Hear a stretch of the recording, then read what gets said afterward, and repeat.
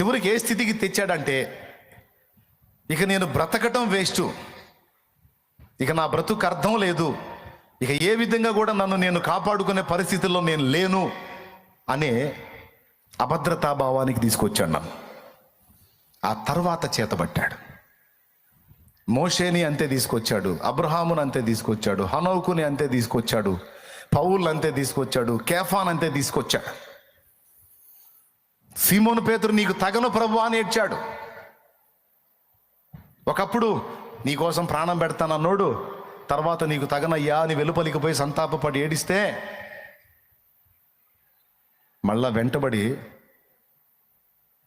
నీకు అర్థమైందిగా తగను పనికిరాననే సంగతి నీకు అర్థమైందిగా, రైట్, ఈ కొలత నాకు కావాల్సిందే. నువ్వేందో నీకు అర్థం కావాలి, నీ మీద ఉన్న నీ విశ్వాసం అంతా విరిగిపోవాలి. అప్పుడు నువ్వు నా మీద విశ్వాసం ఉంచగలుగుతావు.